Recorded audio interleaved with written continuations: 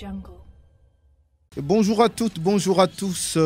Comme on se retrouve pour Dingue de Sport sur Sport FM, la radio qui mouille le maillot, la 91.9, recevable aussi, vous le savez, sur le www.sportfmtg.com.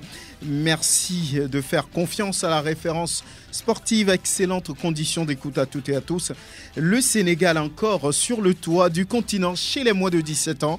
Les Lionceaux de la Teranga dominent en finale de la compétition les Lions de l'Atlas du Maroc 2-1.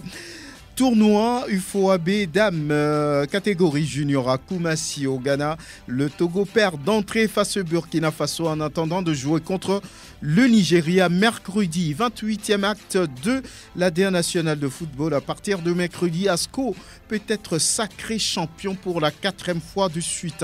En D2, c'est une fin de saison palpitante qu'on observe.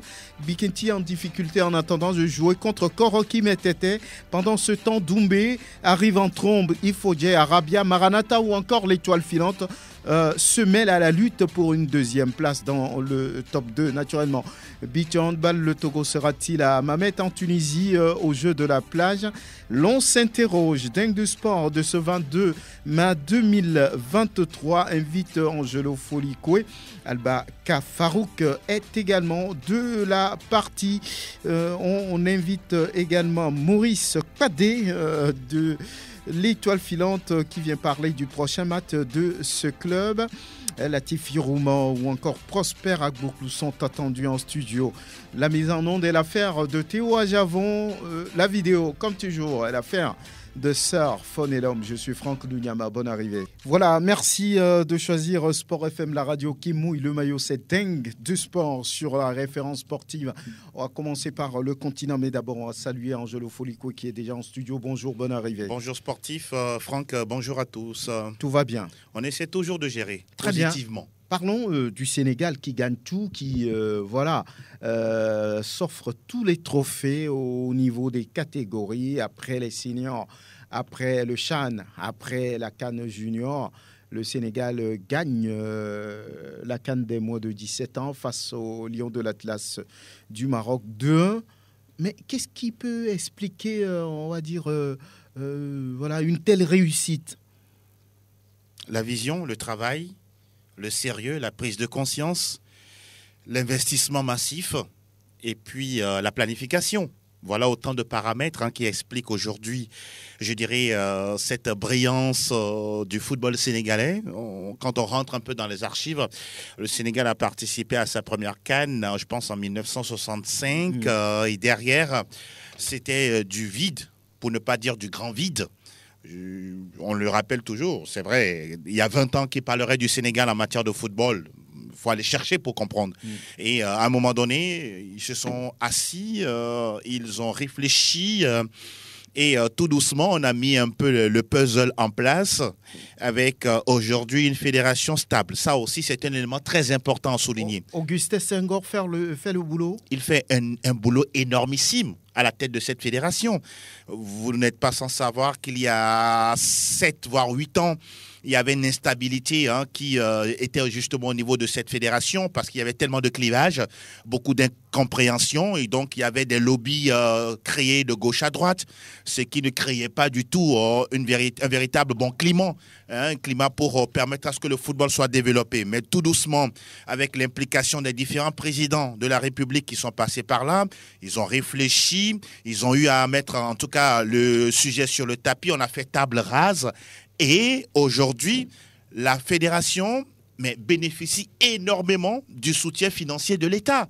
Ce sont des millions, des centaines de millions que l'État ingurgite dans le football sénégalais à travers d'abord les centres de formation et d'académie. N'oublions pas qu'aujourd'hui au Sénégal, on a 2 centres nationaux créés par l'État pour la formation des jeunes joueurs. N'oublions pas Génération Foot, Djambars et que sais-je encore. Ce sont des académies rompues à la tâche et qui ont en leur sein des techniciens également rompus à leur tâche. Aujourd'hui, quand vous arrivez au niveau de la Fédération sénégalaise de football, quand on parle de la direction technique, mais c'est un quartier général où chaque département a presque son pôle et tout est fait dans les meilleures conditions. Aujourd'hui, ne soyons pas surpris d'avoir des jeunes joueurs qui sont achetés à des coûts de millions d'euros pour arriver dans les clubs européens. Je prends juste le cas de la génération de Sadio Mané, Tchékou Kouyaté ou encore d'Idrissa Gana Gueye. Cette génération était présente lors des JO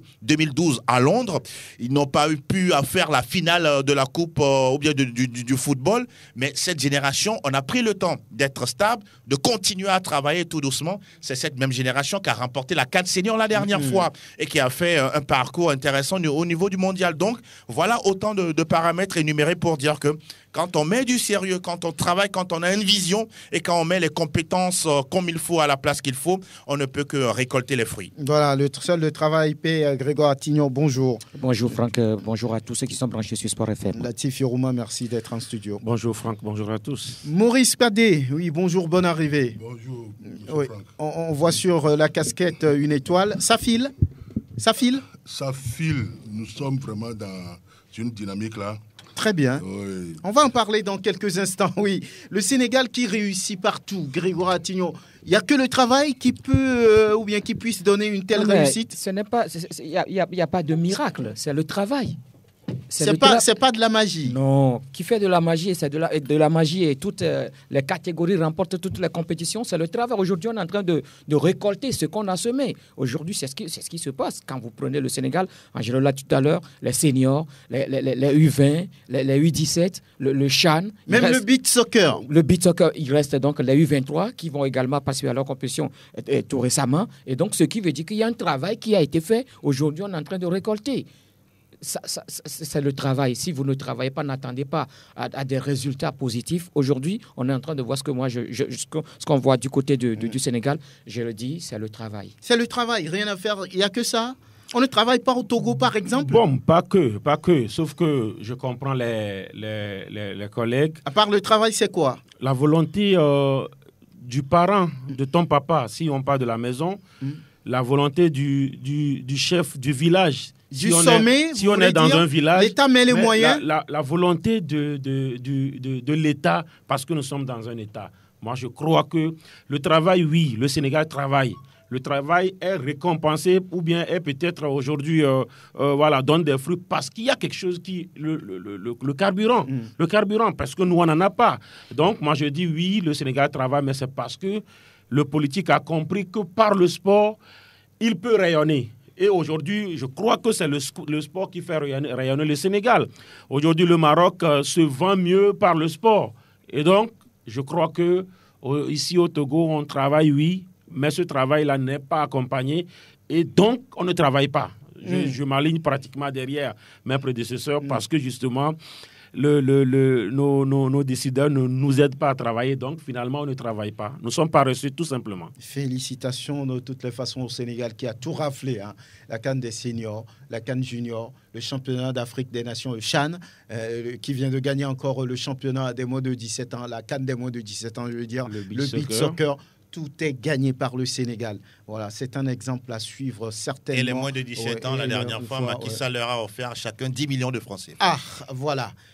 17 ans, vous avez déjà 10 millions quelque part, mais... pour vos parents. Voilà. Bon, les parents vont garder ça jalousement. Il ne faut pas bouffer ça, hein, parents. On revient. On se retrouve maintenant à Koumassi pour le tournoi UFOAB des dames, la catégorie junior. Le Togo qui commence mal par une défaite, battu par le Burkina, 2-0. Prosper Agbouklou, bonjour. Bonjour Franck, bonjour à tous les amables autour de la table et les auditeurs. Tout va bien? Par la grâce de Dieu. Très bien. Que voulez-vous? Bon, on s'y attendait un tout petit peu parce que ce n'est pas une équipe totalement préparée qui est allée à cette compétition. C'est raisonnable, c'était logique de perdre 0-2 face au Burkina?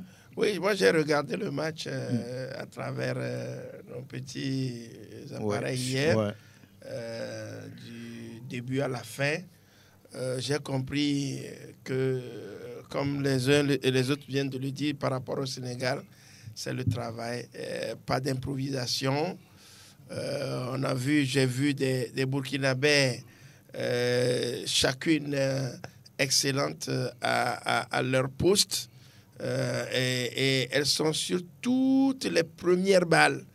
dans les relances, la récupération, l'organisation du jeu. Elles ont joué longtemps dans les demi-temps dans notre camp.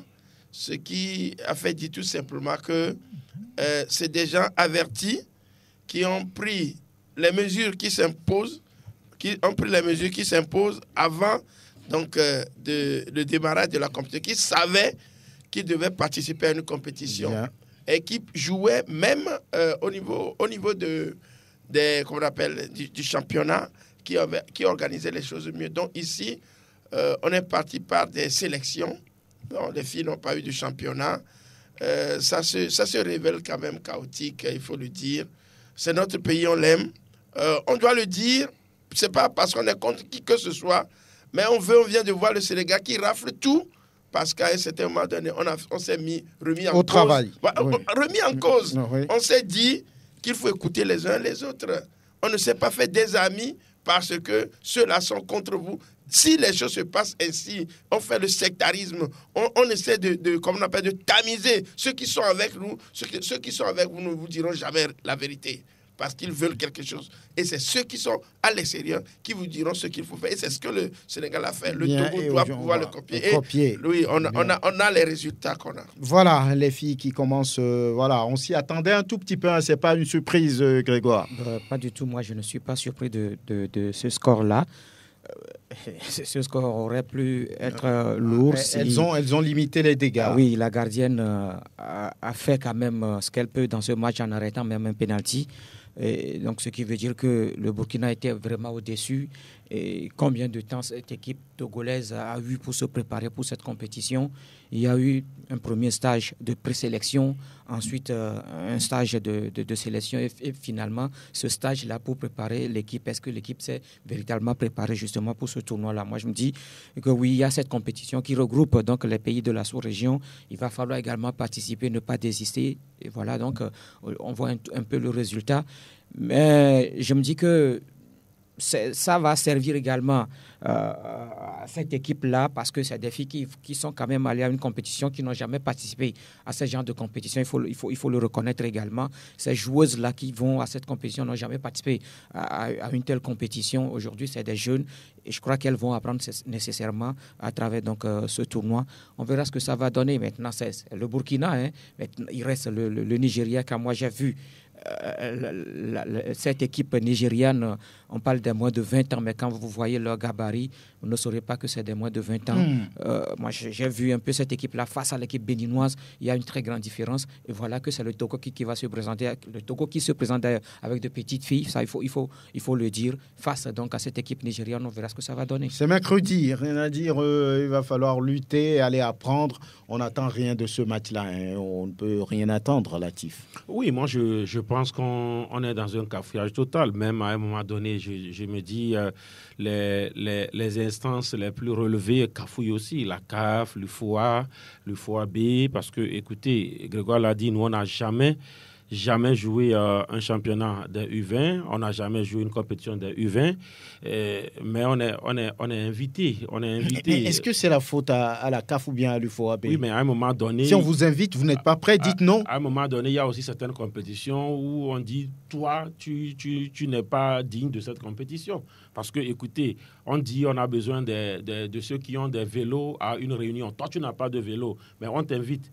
Mais écoutez, donc c'est ça en réalité. Nous, on n'a jamais eu un championnat de U20 au Togo. On n'a jamais eu. D'ailleurs, depuis un an, pratiquement, on n'a plus joué. Est-ce que le Bénin en a déjà eu? Le Bénin joue. Et en championnat, le Bénin, la dernière fois que le Bénin est venu jouer ici, le coach disait que les filles n'ont plus joué depuis 3 semaines seulement. 3 semaines. Alors que, en réalité, le championnat U20 peut, disons,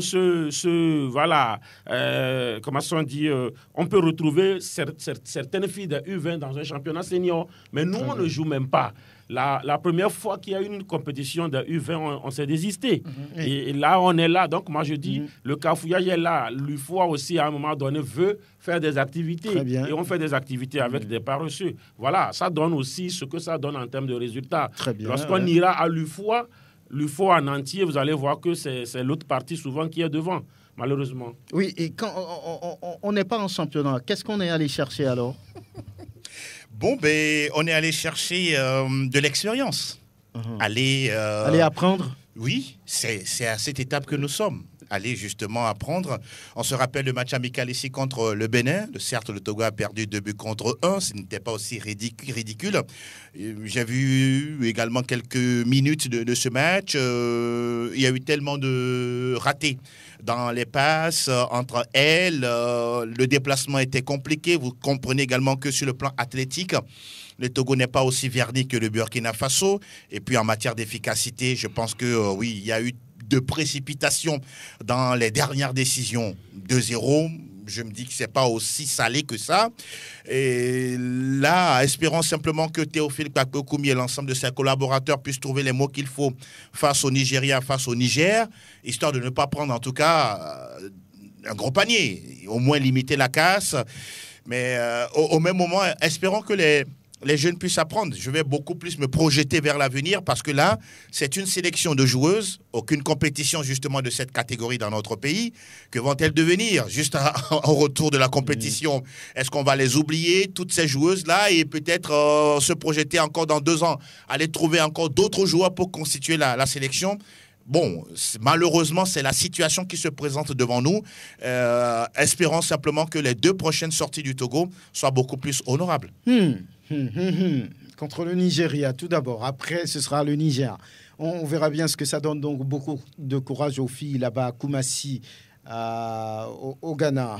Parlons maintenant de la première division nationale de football qui va attaquer sa 28e journée dans quelques heures. C'est le mercredi à venir. Pas de répit pour les clubs. ASCO entendait ou bien s'attendait à célébrer son 4e titre de rang ce week-end, mais ça n'a pas été le cas. La faute à Agbo Louissou qui a réussi à tenir tête au Condona, et ça a été quand même une déception là-bas.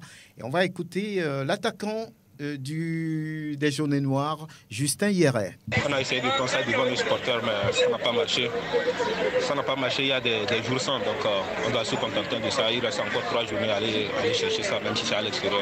Est-ce que vous reprochez quelque chose cet après-midi? Reprocher, non, on a tout donné. Certes, on voit que les supporters ne sont pas contents, mais on a tout donné. Donc on ne peut que se contenter de ça. Sinon, il n'y a rien à regretter. Il reste, comme je l'ai dit, 3 journées, on va aller chercher ça. C'est de ne pas être découragé, de toujours nous soutenir comme ils l'ont fait depuis le début jusqu'à maintenant. Donc il reste 3 jours. Ce n'est pas le moment de nous lâcher. Donc ils sont dessus certes, mais c'est ensemble on va aller chercher ça. Ils ont été toujours là comme 12e homme. Donc on est dessus ce soir, on ne peut que s'excuser. Oui, on est déçu, on ne peut que s'excuser. Justin Yarea qui demande toujours le soutien du public, peut-être l'occasion jeudi pour ce sacre, le 4e de rang au niveau de l'ADN national de football. Ce sera face à l'AS Togoport. Oui, très rapidement, est-ce qu'on a moyen de le faire, hein? Bon. Oui, ça, juste, c'est en fait, ça s'est retardé, mais ça va se faire. Sauf que, écoutez, je comprends les supporters, ils ont bien aimé, en tout cas, parce que lorsque vous voyez un peu ce qui se disait sur les réseaux sociaux, des gens s'étaient préparés pour venir fêter déjà le sacre, mais ils repartent bredouille. Voilà, bredouille. C'est vrai que le sacre, ça va se faire, mais ça se fera peut-être à Lomé, loin de ses supporters. Vous voyez un peu, c'est juste ce petit goût d'inachevé. Moi, j'ai envie de dire chez les supporters, j'ai compris également, il y aurait Justin, on sent également cette petite tristesse-là dans sa voix. Les saisons antérieures, ASCO également est sacré. Si ma mémoire m'est fidèle hors de ses bases, je crois qu'ils auraient pu le faire à Evala Stadium. Malheureusement, ça n'a pas été fait, mais la fête aura bel et bien lieu, il n'y a rien à dire. Oui, il y aura la 29e journée, si ASCO gagne la dernière fois, l'occasion de célébrer. Il y aura la 28e. La 28e, oui, c'est ici. C'est ici. Et la 29e peut-être à la maison. Et voilà, il y aura toujours l'occasion. Déjà champion. Pour célébrer. Oui, il n'y a rien qui peut empêcher ASCO, finalement. Quand on considère aujourd'hui le classement, je pense qu'ils ont pris le large par rapport à la SCK. Je pense qu'il y a 3 certitudes dans cette fin de partie, fin de campagne de la première division. ASCO sera champion, ASK vice-champion et Dito va finir 3e. Donc, ça ne va servir à rien. Non, mais Barabako dira le contraire. Hein. Ah bon? Lui, il veut une troisième place pour jouer une compétition. Donc, laquelle? Peut-être qu'il est dans le secret de Dieu. On va vous passer l'interview après. Ça reste une exclusivité. Non, mais je pense que, oui, Asco aurait aimé gagner ce match-là contre Boloessou et après passer au turnover, histoire voilà, de mieux préparer la fête. Mais c'est aussi ça, le championnat. Boloessou a besoin, pas forcément de points pour se maintenir, parce que le club est déjà maintenu depuis déjà plusieurs journées, mais c'est une question également de prestige. Mais bon, aujourd'hui, certes, le sacre est retardé, mais ce n'est qu'une question d'heure. Les prochaines sorties, Asco va tout faire pour donner du relief à son sacre, le 4e de suite. Vous avez parlé du 2e à SCK, c'est fait également. À ce niveau, il n'y a rien à dire. On va écouter Sibabi Akpo au sortir du match contre l'AS Bina. Ce n'est pas un relâchement, mais on a été nonchalant sur la dernière action du but. Heureusement, on s'est ressaisi vite et nous allons essayer de corriger ici avant l'arrivée de la prochaine journée. Maintenant, sur 3 journées qui restent, vous avez besoin seulement d'un seul petit point pour être africain. Oui, on a besoin d'un seul petit point. C'est pourquoi, sur ce match, on a misé gros. On s'est dit que dès l'entame du jeu, il faut mettre le pied sur l'accélérateur, essayer de chercher le but. Et ce qui nous a coûté le match dernier face à Gomindo, on a joué toujours dans leur camp, on n'a pas su marquer. Aujourd'hui aussi, ça s'est répété un peu jusqu'à la pause. Maintenant, à la reprise, sauf qu'aujourd'hui, à la reprise, on a su mettre le but. Bon, c'est ça, ça nous a libérés. On voulait coûte que coûte ces 3 points pour essayer d'avoir au moins la tête haute et assurer la compétition africaine. Voilà, à l'instant, Sibabi Akpo Aziz, le coach des chauffeurs de la COSA, au sortir du match contre les Cornes de Pagouda. Et mercredi, la SCK va jouer contre Semassi, un match intéressant. Et la Tifiruma, le week-end, l'AS Togoport, qui n'a plus gagné depuis une éternité, est venu battre Semassi. Qu'est-ce qu'il s'est passé? L'entraîneur était furieux. Oui, vous savez, c'était une surprise, hein, le public également. Mais sauf que les contre-performances de Semassi, ça devient quand même une habitude à la maison. Parce que Semassi a perdu beaucoup de matchs à la maison qu'il les a perdus à l'extérieur. Semassi, si ma mémoire est bonne, n'a pas perdu plus de 2 matchs à l'extérieur. Mais Semassi a déjà aligné 5 défaites à domicile. C'est trop quand même pour ce club-là qui souvent, voilà, à domicile, c'est une forteresse quand on connaît quand même les guerriers voilà, des temps glorieux. Donc ce n'est pas Tchanilé qui est le problème en fait. Bon, vous savez, est-ce que Tchanilé est parti parce qu'il y avait souci de résultats?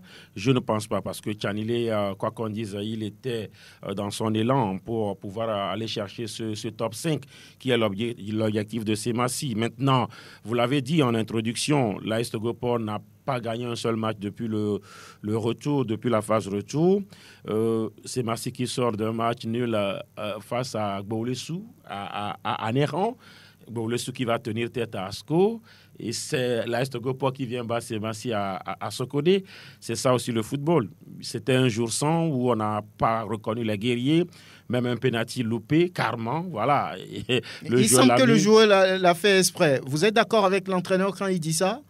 Ça, c'est quand même quand l'entraîneur était certes furieux par rapport à ce match, parce qu'il se dit Semassi ne devrait pas perdre ce match. Mais un joueur mettre un ballon dehors parce qu'il lui-même il l'a fait, je crois que c'est sous l'effet donc de peut-être de la déception. Mais il expose le joueur. Que l'entraîneur l'a dit, sûrement qu'il a dit sous l'effet justement de la déception. Mais je me dis, Semassi est toujours en course pour aller chercher ce top 5. Mais on a vu une équipe déterminée de l'AS Togoport qui voulait coûte que coûte sportivement assurer son maintien, parce qu'aujourd'hui, nous sommes dans un élan où on parle du sportif, on parle de l'administratif, on parle du financier. Je veux parler de la professionnalisation qui est là. L'AS Togoport veut sportivement assurer son maintien. Il fallait aller chercher les points. Il fallait voir à chaque concrétisation, c'est une célébration avec justement les poulains donc, de Fiaboué, Kofi Sénan, qui ont montré beaucoup de caractère, surtout en deuxième partie. Semassi a eu des soucis. Déjà 2 joueurs qui étaient out au sorti du match contre donc Gbolessou. Il y a eu cumul de cartons pour Aruna Tadjoundine, un carton rouge direct pour le latéral. Ça fait 2 latéraux qui étaient out. Donc, 2 autres joueurs également qui n'étaient pas sur la feuille de match de l'entraîneur, d'où sa colère. Ça fait beaucoup. Et donc, ça expliquerait peut-être la défaite d'hier, mais ça n'explique pas peut-être les codes performances répétées de Semassi à domicile. Oui, de l'autre côté également, on va noter le derby de la capitale en attendant que Dito se déplace à Néo pour y affronter les Dents de la Mer. Et ils se sont montrés plus forts que la SOTR. Ça a été un match vraiment plaisant. On aurait aimé avoir plus de buts. C'est vrai qu'on parle d'un derby, tellement de fautes, d'engagement, mais à la fin, c'est le Dynamique togolais qui arrive à tirer son marron du feu. Quand on considère un peu l'entame de la partie, on a senti que le Dynamique togolais avait envie de faire quelque chose. On se rappelle qu'au match aller, c'était 4-0 pour les hommes de Bako face à Mensan Ametokodo. Oui, il a dit, il n'a jamais perdu face au Dynamique togolais, mais cette fois-ci, c'est fait un aller-retour. Ils ont pris 5, ils n'ont pas pu marquer 1. Et on a vu Euronimini Nazif qui a tenté plus d'une fois à trouver la faille, mais il n'était pas dans ses beaux jours. Evra Agbagnon a tenté également de mettre en difficulté Kagba Taouli, le portier du Dynamique togolais, mais là aussi, là où j'ai trouvé vraiment fort le gardien, il était pris à contre-pied sur la frappe de Evra, mais elle est revenue d'un pas, et puis il place juste le bras droit, pour juste repousser le ballon. Sinon, le ballon prenait le chemin des filets. Et donc, la SOTR a tenté plus d'une fois, mais bon, ça n'a pas été comme ça. Au-delà de ça, il y a eu des coups, des croche-pieds. On essaie également de perdre le temps parce qu'on est en train de mener 1-0. Mais je pense que tactiquement, les deux équipes étaient en place. Mais j'ai du regret pour la SOTR parce que quand on a des joueurs comme Seono Kouadjoeli, Djadja Blanvi, Nyonyoti Komla, Evra Agbagnon ou encore Euronimini Nazif, il y a cette possibilité de faire mieux. Mais en face également, je pense que Emmanuel Kataï, Napo Sanra et tous les autres avaient envie. Et pour terminer, quand Bawa Bako dit que dès les vestiaires, les joueurs étaient déterminés à aller chercher l'adversaire, je me pose la question, pourquoi ne le font-ils pas durant toute la saison? Et c'est lorsqu'il peut-être il s'agit de la SOTR ou qu'il reste 3 journées au terme du championnat pour pouvoir se réveiller. La question reste posée à ce niveau, mais en tout cas, victoire, oui, logique de Dynamique togolais, même si la SOTR également pouvait tirer son maillon du feu. Peut-être ils se sont dit, un derby ne se joue pas, ça se gagne. Peut-être c'est ce qui les a déterminés. Et à Thiévier, il y avait aussi une surprise. Beaucoup attendaient Espoir face à Ange, mais c'est plutôt Ange qu'on a vu qui a gagné 1-0 face au club de la localité. On va d'ailleurs écouter le capitaine de Ange, Delphin Keke. C'est pas la fin, c'est qu'on fait tout possible pour maintenir l'équipe en première division. Bien si Togoport gagne, nous sommes dans le même bateau, mais chacun se bat de son côté. Mais de l'autre côté, nous on va faire tout possible pour maintenir l'équipe en première division. Sans vous mentir, depuis lundi, on a décidé que si on vient ici, on va gagner. Parce que chaque match qu'on joue, c'est une finale. Donc on va faire tout possible pour jouer une finale. Si une finale, ça ne se joue pas, ça se gagne. C'est pourquoi on a pris une décision pour gagner. Chaque match, c'est une finale pour nous. C'est veut dire que 3 matchs là, on va faire tout possible pour gagner. Delphin Keke, le capitaine de Ange, Prosper Agbouklou, vous y étiez. Alors, comment peut-on expliquer cette surprise, ce hold-up, on peut le dire, de Ange? Ils étaient plus déterminés que l'équipe de Bonfoiri Miaou? Oui, sincèrement, vous aurez pu même le constater dans la déclaration de l'entraîneur qui ne reconnaissait plus son équipe, qui a été donc vraiment en dessous plutôt de la moyenne. Qui n'a pas été du tout motivé. On sentait que Ange avait la possibilité donc même de prendre le large parce que de la défense en attaque hier, c'était une équipe donc de Espoir très méconnaissable. Il a fallu tout simplement l'exubérance du portier Urogafo. Je crois que le même arrêt dont parlait tout à l'heure Ange sur qu'on appelle le match Dito SOTR, il y avait eu des pareilles circonstances avec Urogafo qui avait franchement, je dirais tout simplement, découragé les attaquants de Ange de Monté. Sinon, hier, Ange avait la possibilité de l'emporter même par 4-0. Oui, on ne dirait pas, on ne criait pas gare. Parce que on avait senti dans cette équipe d'Espoir une absence, je dirais, catégorique donc de volonté, où des joueurs étaient passifs. Y a-t-il un problème? Vous avez cherché à comprendre? J'ai cherché à comprendre, il n'y a aucun problème. Même le président en off a dit qu'il n'a pas compris ce qui s'est passé pour que c'est parce que la tribune était garnie. Il y avait même M. Djambakpo qui était là, le président de Ange. qui était là, qui avait motivé sa troupe, ses joueurs. Et on avait senti quand même que... Mais il y a eu une petite... L'entraîneur qui restait souvent sur le banc, je crois... Senam n'était plus... Oui, il a été écarté depuis 2 ou 3 journées. Ce qui fait que... Vous parlez de quel... Tchachonglo ou bien Senam? Non, c'est Senam. On parle donc de Ange, pas de Djemie. Oui, donc... Metepe Senam. Il n'était plus sur les bancs, mais on a quand même senti qu'il y a eu un changement dans l'effectif. On a remodelé un tout petit peu l'effectif qui a fait que la détermination y est. C'est ce qui a peut-être mangé, je dirais, la volonté donc, de nos amis de Tchévier qui n'ont rien fait hier. Donc je crois que c'était une victoire méritée. Méritée pour Ange. Et pour la 28e journée, ce mercredi, on a ASK, on vous l'a dit, c'est Massy. Dès ce mercredi, ça devait être intéressant là-bas à Kara. Mercredi aussi, on a Unisport qui joue contre AS Bina à Sokodé. Espoir, justement, joue contre Kakadel au stade Dr Kaolo. Ils reçoivent encore. Ange sera face à Gomido sur le terrain de la JCA. Boulessou reçoit à Néo Dito.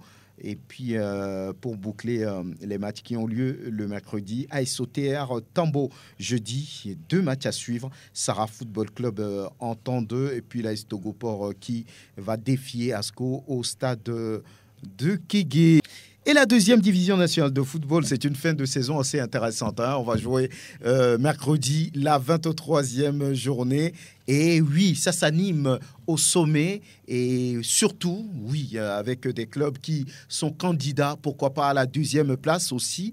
On voit Rabia qui arrive très fort, Bikenti qui ne gagne plus, qui perd 3 matchs d'affilée en attendant de jouer contre Koroki Metete. Comment cela peut s'expliquer? C'est quoi le problème pour Bikenti? Ils ont perdu cette confiance-là. Je ne sais pas si c'est de la fatigue. La dernière fois face à Gaza, ce n'est pas aussi cette équipe-là qui avait...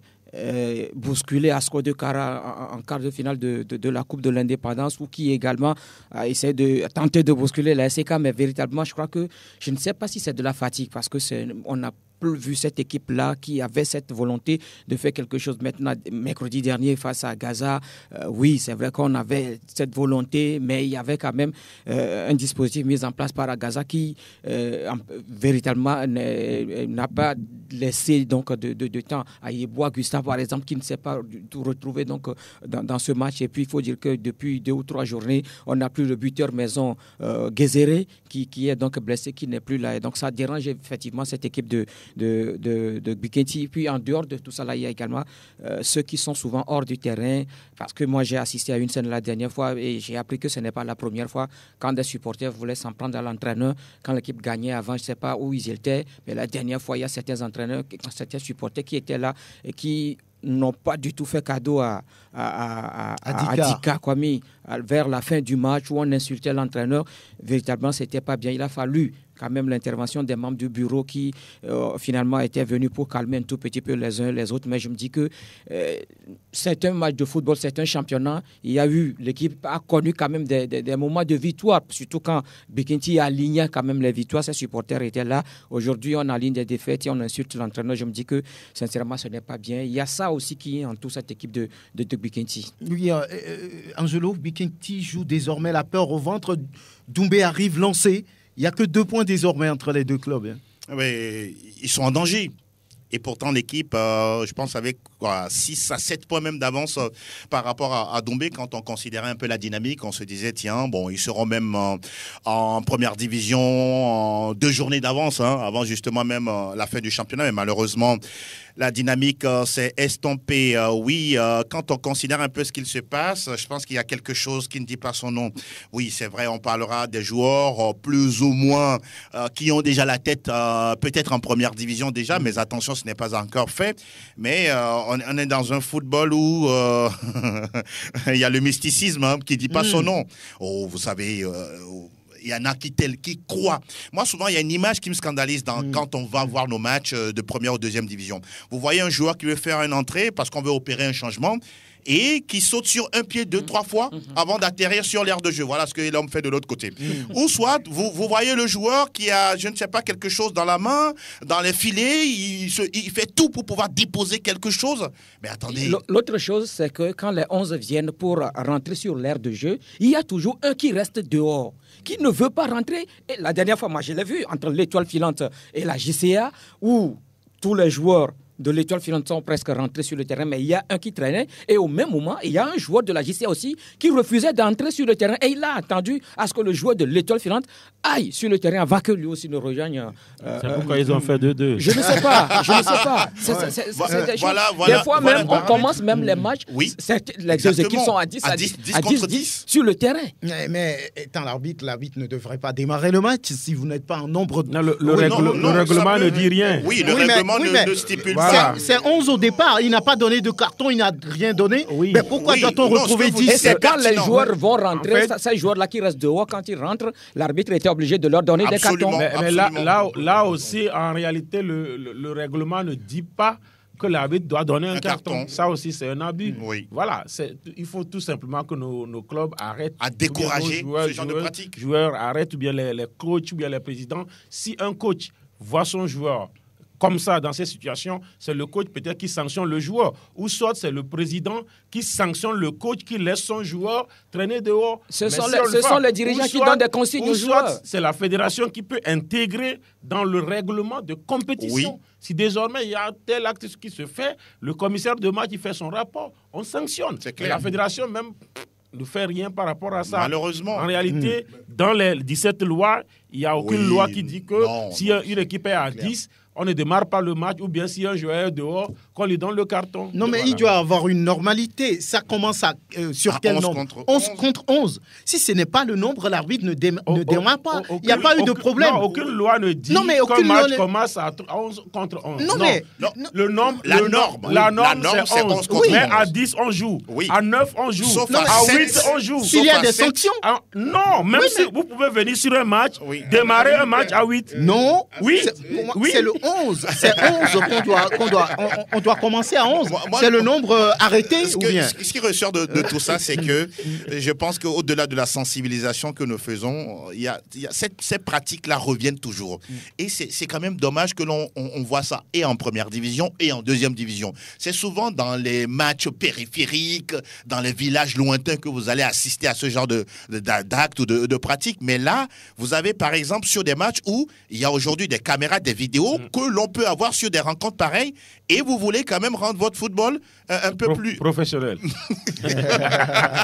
Mais avec de tels actes de Moyen-Âge. Honnêtement, oui, comme les confrères l'ont dit, il faut arriver à décourager cela. Et n'oublions pas une chose, pour terminer en disant, le cas de Bikinti, le football, c'est vrai, il se joue avec les pieds, mais beaucoup plus avec la tête. À un moment donné, lorsque vous menez dans un match, mais prenez également sur vous d'avoir la science de la conservation du gain du match. Mais malheureusement, il y en a qui continuent de balancer les ballons, il y en a même qui vont jusqu'à rester au sol, histoire de faire tourner le chronomètre, alors que on n'a même pas encore joué la 70e minute. Voilà un peu des cas qui peuvent peut-être aujourd'hui rattraper Bikiti. Maintenant, ils ont le feu aux fesses. Maurice Kadé, bonjour, bonne arrivée. Merci. Tout va bien? Vous faites partie de l'encadrement de l'Étoile filante qui a un match important, on peut le dire, face à Maranatha mercredi à Gossimé. Un match très attendu. Le club ne perd plus. Mais c'est quoi? On a trouvé quelque chose quelque part. C'est quoi le secret désormais pour l'Étoile filante? Ça fait 8 matchs. Ils ne perdent plus. Ça fait 6 victoires, 2 matchs nuls. 7 victoires, un nul. Voilà. Ouais. 7 victoires et un nul. C'est quoi, finalement? En fait, nous ne pouvons que remercier Ben Adjakba, le nouvel entraîneur qui a repris le club. Et il faut avouer que dès qu'il est arrivé, nous avons commencé par enclencher des victoires. Bon, ça veut dire qu'il a son génie,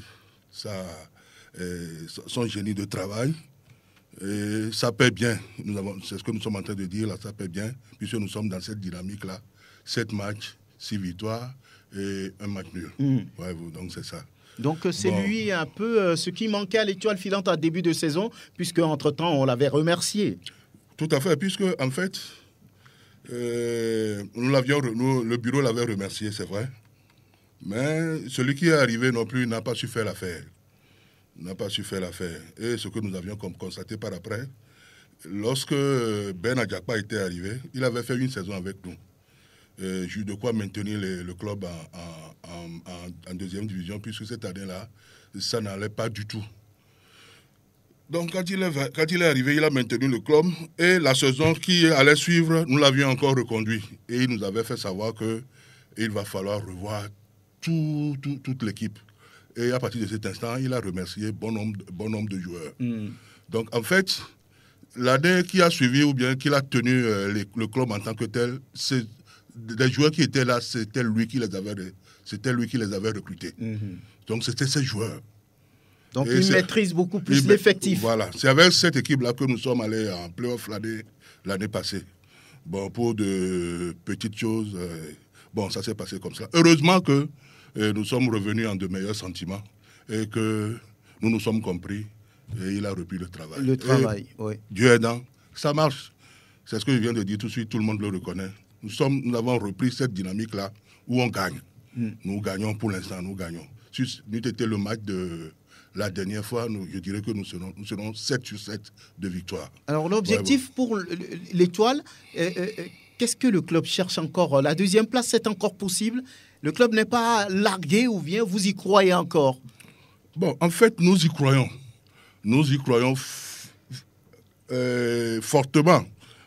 Parce que là, quand tu vois bien, le premier, et nous qui sommes 7e, c'est juste dans un mouchoir de poche. Oui. Le premier à 10 points de l'Étoile filante. Oui. Et nous savons que nous sommes dans une dynamique où nous gagnons nos matchs. Nous avons encore 4 matchs à jouer.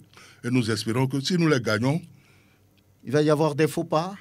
Et que nous espérons que les premiers allaient faire des faux pas, nous pouvons tout de suite rattraper le deuxième ou le premier. C'est jouable. Donc, le classement est tel que l'Étoile ne peut pas se dire que c'est perdu. C'est fini. Mathématiquement, c'est encore possible. Mathématiquement, c'est encore jouable. Donc, c'est sur ce match contre Maranatha, vous voulez encore gagner, prendre les 3 points. Il ne doit pas y avoir derrière sur ce match sur Maranatha.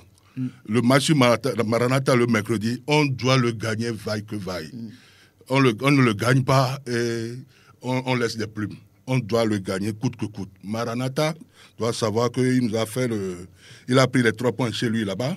Nous devons reprendre les 3 points chez nous à Lobé. Voilà. Et il semble qu'il y a encore des points qui dorment quelque part sur certaines sanctions que vous pouvez retrouver, c'est vrai? Justement, parce que là, il y a certaines équipes qui nous avaient pris nos 3 points et malheureusement...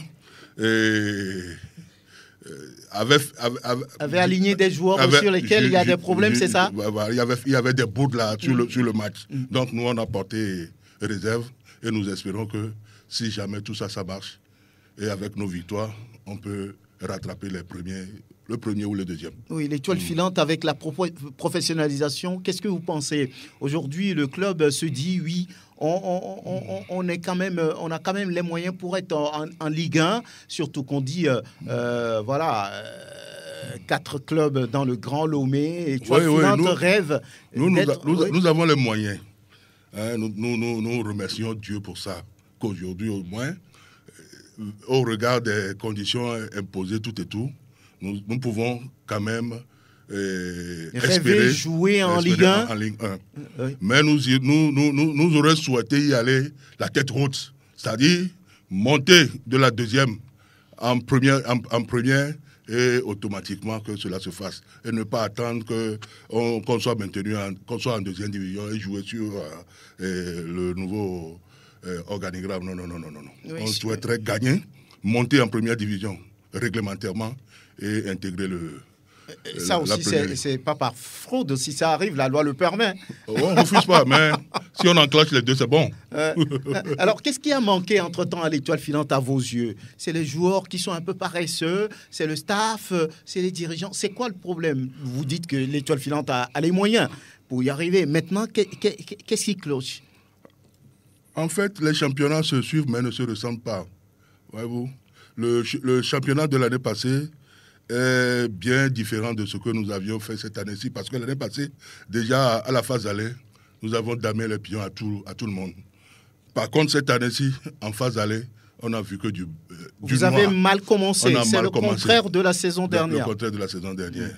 Et cela est dû à quoi? Cela est dû au fait que le nouvel entraîneur qui est arrivé n'avait pas eu le temps suffisamment pour préparer l'équipe. Fred Guidiglo. Fred avait juste 2 ou 3 semaines et on entamait le championnat.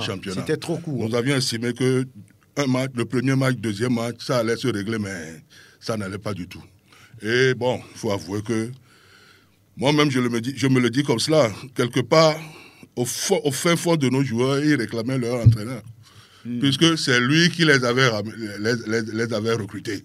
C'est lui qui les avait recrutés. Ils avaient fait toute une année avec lui. Bon, c'est ça. La preuve est là. Dès qu'il est arrivé, tout a repris. Très bien. Et un message pour le match de mercredi à l'endroit des supporters? Oui, tout à fait. C'est justement le but pour lequel je suis dans l'émission aujourd'hui. Pour rappeler aux sympathisants et aux supporters de l'Étoile filante que plus que jamais, l'équipe a besoin d'eux, le club a besoin d'eux. Parce que rien n'est encore joué pour qu'on se dise que l'Étoile ne peut plus se qualifier. Nous sommes dans un mouchoir de poche. Notre dynamique est en marche. La dynamique des victoires est en marche. Et ceci étant, nous demandons à tous les supporters que c'est maintenant ou jamais. On doit porter haut le club pour que les victoires s'alignent davantage afin qu'on arrive à titiller, autrement dit, à prendre la première ou la deuxième place. Donc, sur ce, j'invite, si les supporters de l'Étoile filante nous écoutent, autrement, faire du porte-à-porte comme le font les politiciens. Demander à tout le monde de se rendre au terrain de Bossimé le mercredi pour supporter l'Étoile, pour porter haut l'Étoile qui va jouer contre Maranatha de Fiokpo. Ce match-là, c'est pour nous. À vous les étoilistes, à vous les supporters, si vous m'entendez, c'est maintenant ou jamais, le club a besoin de vous. Nous ne devons pas baisser les bras. Le club a besoin de vous pour soutenir les joueurs. Nous devons monter en première division. C'est encore jouable. C'est dans un mouchoir de poche. Aujourd'hui, je compare l'Étoile filante à un cycliste. Ah ouais. Ah ouais. À un cycliste qui a tout fait pour rattraper le peloton de tête. Je crois que là où nous sommes, nous étions à la reprise de la phase retour, on était vraiment très loin. Mais maintenant, quand tu vois les points, nous sommes pratiquement dans le peloton. Mais maintenant, donc vous êtes sûr que vous allez rattraper le peloton à partir de mercredi, les sprints vont se jouer, vont se faire. On va sortir nos sprinters. Mais Maranatha est fort, hein? Maranatha 5e, hein? Vous êtes 7e. Oui, on a joué comme Maranatha chez lui à Womé. Oui. Avec Guidiglo. C'est pas une faute de guerre, pas du tout. C'est pas une faute de guerre. Donc, nous reconnaissons nos erreurs. La confiance est là. La confiance est là. Très bien. Oui, c'est une fin de saison, on le dit, au niveau de la D2 qui devient intéressante, hein, parce que là, Bikenti ne gagne plus, parce que là, Doumbé qui arrive très fort, Ifoudia également se retrouve mêlé à la lutte. Il y a beaucoup de clubs qui ont envie peut-être d'aller bousculer ce qu'il se passe en haut du tableau. Oui, ça peut se faire. Oui, ça peut se faire, c'est ce que l'Étoile filante est en train de faire. Sauf que l'Étoile filante, franchement... À un moment donné, l'Étoile filante énerve les gens, franchement. Ils ont fait quoi? C'est l'Étoile filante même qui se tire les balles. Mais leur problème est en interne. Voilà. C'est pas de l'extérieur. Écoutez, l'Étoile filante a tout, chaque saison, pour monter. Comme il a dit, ils ont les moyens, ils ont tout. Mais chaque fois, ça provient toujours de l'Étoile filante. Aujourd'hui, on ne devrait pas faire ce débat-là. Mais bon, écoutez, vous savez, Dieu est juste. Hein? Dieu est juste. Si vos décisions sont justes, bon, Dieu sera juste. Vous serez en première division. Tout à fait. Maintenant, moi je dis, c'est jouable pour tout le monde. Même à Gaza. Oui, il n'est pas largué. À Gaza a même point que l'Étoile filante. Ouais. Donc si l'Étoile filante peut monter, c'est que Gaza peut monter. C'est que l'Étoile filante peut monter. Tout le monde peut monter à partir de la 8e jusqu'à la première place. Donc voilà, comment on dit? C'est comme on dit... préparé. Donc, préparé. Le championnat commence, voilà, peut-être dès ce mercredi. Mais c'est en cela aussi qu'on doit demander à ce que la fédération puisse être vraiment rigoureuse dans le choix des officiels de match, parce que vous savez, là, il y a tellement d'enjeux. Il y a tellement d'enjeux. Je faisais juste un petit calcul. Même plus qu'en première division. Naturellement. Oui. Franck Bougnama. En première division, il y a plus d'enjeux. C'est déjà fait, on sait. Si l'Étoile filante, par exemple, gagne ses 4 prochains matchs et que les 2 premiers n'arrivent pas à enchaîner autant, mais attention, il va se passer quelque chose. Tout à fait. Donc, c'est en cela que les officiels de match, franchement parlant, il faut leur demander d'être impartiaux. Parce que c'est très important. Parce qu'on sait très bien que non seulement le foot, il se joue sur l'aire de jeu, mais beaucoup plus dans les couloirs. Et c'est là, on ne voudrait pas entendre à la fin de saison comme quoi tel match n'est pas allé à son terme, tel club a fait ceci en deux. Non, on ne veut plus ça. Vivement que tout ça soit transparent et qu'on ait 2 beaux champions qui peuvent monter pour la prochaine division. Voilà, c'est une fin de saison assez intéressante. Et que voulez-vous dire avant de nous laisser? Bon, en fait, je voudrais, pour nos supporters, leur laisser cette chanson-là, si vous me le permettez. Allez-y, très rapidement. C'est notre chanson en 1 minute. C'est notre chanson de guerre. Une chanson fétiche, vous voulez dire, oui. Mido di filant vio avase seli. C'est normal. La bataille est là. À partir de mercredi, nous démarrons le sprint. Le sprint. Oui. Mido di filant vio avase seli. Di dudu la go mido di go. Quand les tomes vont na miga vont. Quand les tomes vont na mison ingo. Voilà. La victoire, c'est pour l'Étoile filante. Très bien, on verra ça mercredi. Merci Maurice Badé de l'encadreur de l'Étoile filante d'être venu avec une casquette blanche et une étoile bleue là-dessus. Peut-être ça a porté chance. C'est l'étoile qui gagne. Qui gagne. Merci Angelo. Merci Prosper. Merci Elom Adovon. Et Théo Ajavon. Allez, à bientôt.